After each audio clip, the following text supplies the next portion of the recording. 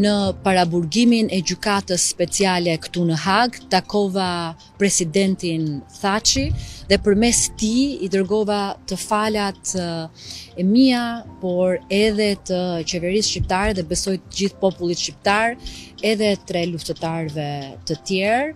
Kadri Veselit, Jakub Krasniqit dhe Recep Selimit.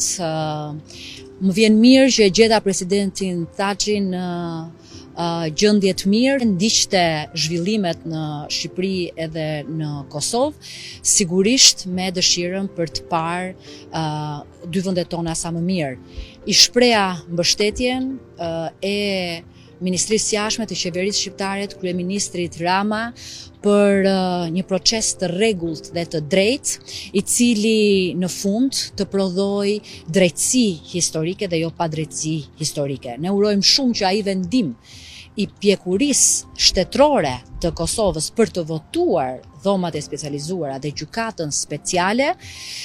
të mos kthehet në të kundërtën e vet, por të respektoj procesin e rregullt ligjor, të drejtat e njeriut dhe mbi të gjitha. Ne urojmë që besimi që Shqipëria, që Kosova, po dhe shqiptarët në tërësi kanë ndaj drejtësisë ndërkombëtare të mund të jetë i përligjur deri në fund. Dhe është me rëndësi të madhe edhe një herë të theksohet që populli i Kosovës,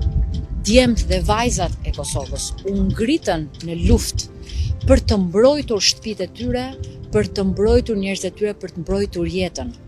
në atë vend, dhe kurse si për të agresuar apo për të sulmuar një popullat apo një vend tjetër. Dhe kjo luftë për liri nuk mund të njolloset, kjo luftë për ekzistencë nuk mund të përbaltet, dhe këto 2 procese duhet të ndahen shumë qartë në mënyrë që